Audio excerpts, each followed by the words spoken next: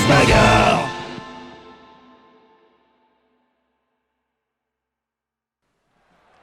Et attention, la Coupe de la Ligue, ça reprend avec Valestrian qui entre en lice contre Princess Coco.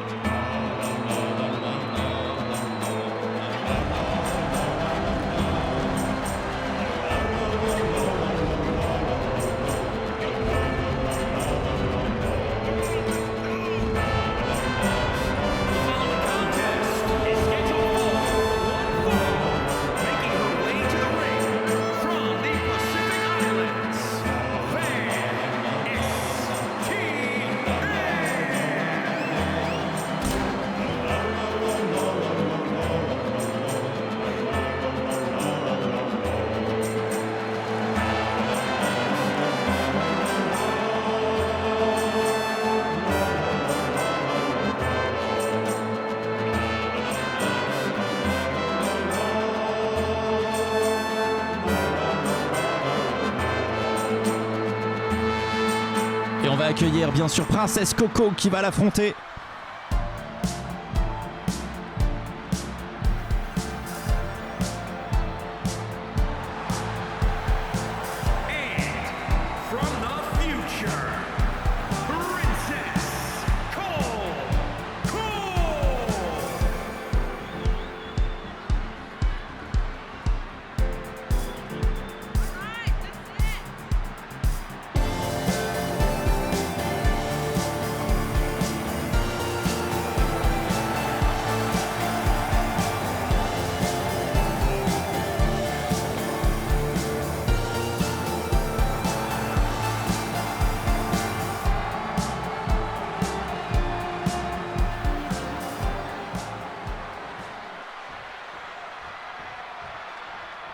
Attention, les deux combattantes se regardent droit dans les yeux et c'est parti. Valestrian, héroïne des temps jadis de Pampoitou. Elle a manié la lame tranche-gueux. Elle a affronté bien des périls et elle est revenue grâce aux Osmitos pour affronter l'œil du chaos dans notre monde. Bon, entre deux crises existentielles, et c'est bien normal hein, quand tu reviens des morts comme ça, à un moment donné, faut voilà. Mais bon, elle est là et elle va se battre face à Princess Coco. Princess Coco, bien sûr, princesse de Magunda à Ponctimol. Elle est respectée par tous les Ponctimoliens, mais elle a cet esprit de rébellion qui fait que parfois elle ne peut pas rester la gentille princesse qu'on aimerait qu'elle soit. Elle part souvent se prélasser sur les plages polluées de Magunda, là où personne n'ose, pour chanter Extra Fascination Sismique notamment. Et Princess Coco, en tout cas, qui a essayé de bien arriver. Alors bien sûr, les bookmakers vous diraient qu'il faut parier sur Valestrian, d'autant plus que son début de saison a bien commencé. Mais la saison dernière, Valestrian était mauvaise. Et voilà, il n'y a pas d'autre mot, on va pas, voilà. Hein. Il n'y a pas d'autre mot. On va pas se mentir, il n'y a pas d'autre mot. Mais bon, ce combat risque d'être intéressant. Princess Coco n'est pas une rookie, hein. Elle était là dès la saison 1 de Grosse Bagarre. Elle sait se battre, mais Valestrian a beaucoup à prouver. Et surtout en duel, hein. En duel, Valestrian n'a jamais été mauvaise, hein. Sachant qu'elle a gagné beaucoup de tournois intersaison, qu'elle a gagné pas mal de grosses bagarres. Valestrian est bien sûr favorite dans ce combat. Voilà. Moi, si vous voulez mon avis, c'est quand même beaucoup de responsabilité et beaucoup de pression d'être placé dans ce niveau de favori. Puisque moi-même, je n'étais pas favori pour partir dans les commentateurs, mais il se trouve que celui qui devait commenter cet événement de Coupe de la Ligue est tombé gravement malade, puisqu'il est mort. Et donc, le deuxième, bien sûr, vous vous en doutez, eh bien, ce n'était pas moi non plus, non. Le deuxième favori. Mais lui, voilà, il a eu un accident de type gastro-entérite. Voilà, alors bien sûr quand on m'a dit que je serais là que pour un tour ou peut-être une émission, j'ai un peu pleuré, mais bon voilà, on m'a aussi fait savoir que ce serait plus logique de me garder jusqu'à la fin et là j'étais plutôt heureux. La chance bien sûr, beaucoup de chance. Alors voilà, quand les 5 premiers favoris sont tombés malades et que finalement on a fait appel à moi, j'étais plutôt content. Et en tout cas ce match, Princess Coco a décidé de ne pas se laisser faire. Attention Valestriane, beaucoup de favoris sont tombés chez les hommes mais pas chez les femmes. Ça serait un peu la honte de perdre de son côté, on va pas se mentir. Et pourtant Princess Coco ne veut pas se laisser faire, ça c'est certain. Et peut-être que ça va être la surprise de ce tour, l'élimination de Princess Coco, de Valestriane pardon.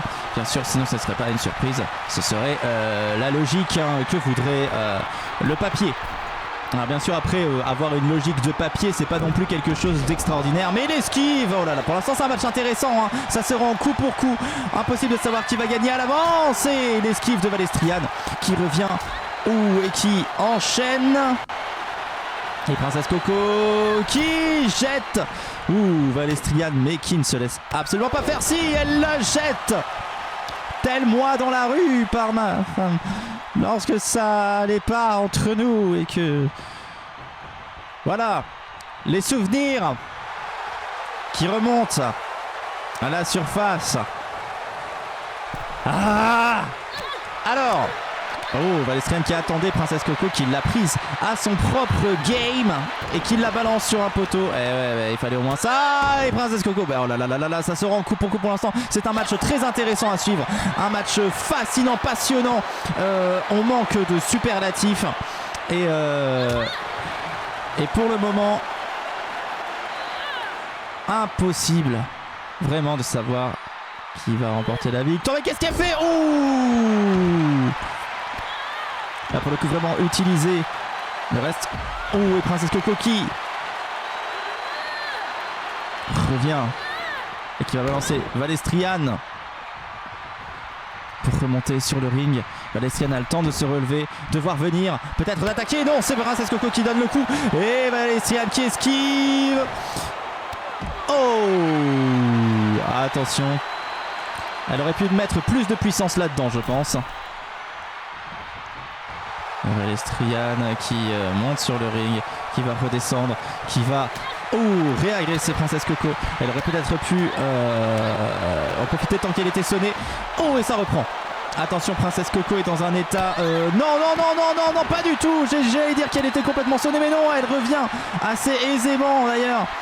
Peut-être qu'elle peut essayer de soumettre Valestriane. Valestriane va-t-elle abandonner en dehors du ring? Va-t-elle laisser tomber? Cela fut étonnant.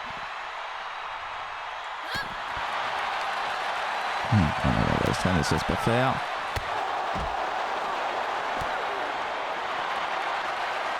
Et pour l'instant, les commentateurs n'ont pas l'air de regarder le match. J'ai l'impression qu'ils regardent plutôt Daniel Schoenbrunner qui commente, puisque c'est moi qui commente, bien sûr, le match. Et ces trois personnes sont ensemble, ont l'air de commenter quelque chose